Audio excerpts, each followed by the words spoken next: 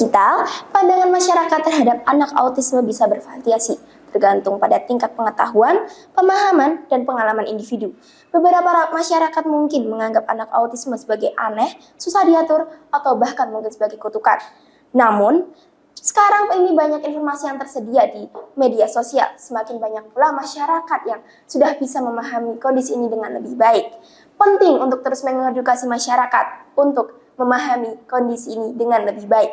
Bersama saya, Salma, saat ini saya menghadirkan Ibu Heni Kusumastuti AMDOT selaku guru inklusi dan terapis untuk mengupas lebih dalam bagaimana pandangan masyarakat terhadap anak autisme dan bagaimana lingkungan menerima anak autisme. Selamat siang Ibu, bagaimana kabar hari ini? Alhamdulillah baik. Alhamdulillah, walaupun saat ini cuaca sedang panas sekali tapi Ibu tetap semangat ya? Iya, semangat. Ya, baik, langsung saja ya Ibu ya. Nah, Ibu Heni ini sudah berapa lama Bu menjalankan peran sebagai terapis? Hampir sekitar 15 tahun saya menjadi terapis untuk anak berkebutuhan khusus. Baik, 15 tahun ya Ibu. Oh ya Ibu, boleh dijelaskan dulu apa itu makna dari autisme? Autisme itu adalah gangguan kerusakan yang ada di otak sehingga individu mengalami gangguan perilaku, mengalami gangguan emosi, mengalami gangguan yang sulit untuk dikendalikan. Sikapnya juga dia sulit untuk dikendalikan. Baik, bagaimana tanggapan Ibu terkait stigma masyarakat terhadap anak-anak autisme? Memang pada saat ini masyarakat Indonesia sering sekali menganggap anak autisme itu adalah anak yang aneh, karena memang pada dasarnya anak autisme itu anak yang sangat jauh berbeda dari anak normal pada umumnya. Baik, nah saya ingin tahu Bu, apa yang mempengaruhi masyarakat mempunyai stigma buruk pada anak autisme? Karena anak autisme itu pada lingkungan sosialnya tidak bisa bekerja sama dengan anak-anak lain. Mereka cenderung cepat marah, mereka cenderung memakai fisiknya mereka jika mendapat kemarahan dari temannya, kayak menonjok, memukul, atau menggigit. Jadi banyak orang sangat-sangat memberi stigma negatif pada anak-anak autis. Baik Ibu. Nah Ibu, apakah anak autisme menunjukkan ketertarikan dalam bersosialisasi dengan anak lain? Sebenarnya anak-anak autisme itu ingin sekali bermain dengan anak yang sama pada usianya, tapi mereka memang cenderung tidak mengerti bagaimana caranya bisa bermain dengan anak-anak seusianya. Baik Ibu. Nah Ibu, bagaimana metode cara mengembangkan komunikasi dalam hal berbicara pada anak autisme? Anak-anak autisme itu pada dasarnya harus diterapi. Nah, di dalam terapi itu mereka nanti punya jadwal terapi wicara. Di terapi wicara itu mereka akan dikembangkan kemampuan bicaranya secara perlahan sampai nanti mereka bisa mengungkapkan apa yang mereka inginkan pada diri mereka sendiri. Oh baik Ibu. Nah Ibu, seperti apa yang beredar di media sosial ya, dan bahkan seperti yang kita tahu Ibu, anak autisme ini identik dengan tantrum. Apakah itu benar Ibu? Dan jika benar, bagaimana? Yang awam, bagaimana cara menangani anak autisme saat sedang tantrum? Oke, anak autisme itu memang pada dasarnya sering sekali menunjukkan tantrumnya itu ya. Biasanya kalau anak-anak itu tidak diberikan apa yang diinginkan, dan kalau anak itu memang dia sulit untuk mengungkapkan apa yang dia mau. Mereka tantrum dengan berteriak-teriak keras sekali sampai dengan menangis-nangis.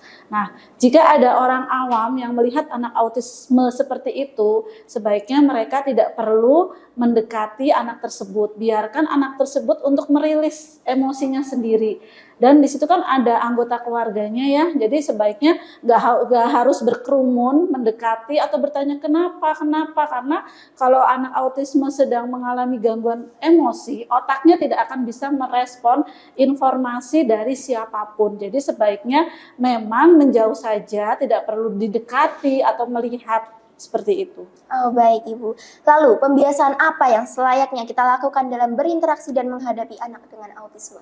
Oke, mungkin kalau untuk lingkungan sekitar ya, untuk melihat anak-anak autisme itu, kalau kita lagi di jalan, oh tahu itu anak tetangga kita, anak berkebutuhan khusus dengan autisme, kita belajar untuk menyapa dia. Kayak selamat pagi dek, gitu, apa kabar. Jadi kita harus menyapa dengan bahasa-bahasa yang sederhana saja. Tidak perlu bertanya, tadi lagi ngapain, di rumah ngapain aja, itu tidak perlu. Jadi menyapa dengan kalimat sederhana saja itu sudah cukup. untuk anak autisme. Baik, lalu saya beralih ke pertanyaan yang sedikit berbeda dengan sebelumnya, Bu. Ibu sebagai terapis yang tentunya sudah lama menghadapi dan berbaur dengan anak autisme, apa yang Ibu rasakan selama menangani anak autisme? Menangani anak autisme itu sebagai terapis juga up and down. Up and down itu dimana ada saatnya kita merasa senang bisa menghandle emosinya yang luar biasa. Karena mereka kan pada dasarnya kalau emosi akan meluap-luap, akan menangis menjerit-menjerit. Tapi ada saatnya juga kita merasa down. Downnya itu dikala kita tidak bisa mereda emosinya karena tidak tahu apa yang mereka inginkan. Seperti itu rasanya jadi terapis anak autisme. Baik Ibu, dan ini saya ingin tahu Bu, hal istimewa apa yang sebenarnya dimiliki anak dengan autisme Bu? Oke, anak autisme itu pada dasarnya penuh dengan rasa cinta kasih. Jadi dia sebenarnya merespon baik, positif dengan terapisnya. Asal kita tidak pernah menyakiti dia, walaupun dia berusaha agresif. Jadi dalam artian itu anak autisme itu akan bisa mencakar ke guru atau terapis, bisa juga menjambak. Tapi cara kita itu tidak boleh membalas sama sekali. Kita hanya perlu mengelus kepalanya sambil berkata jangan sakit. Di treatment seperti itu lama-lama mereka tidak akan mencoba untuk menyakiti orang lain. Oh, baik Ibu. Apa harapan Ibu terhadap anak autisme dan pandangan masyarakat Indonesia terhadap autisme? Harapan saya anak autisme itu bisa diterima di lingkungan sosialnya. Karena pada saat ini lingkungan sosial itu benar-benar sulit untuk menerima anak autisme.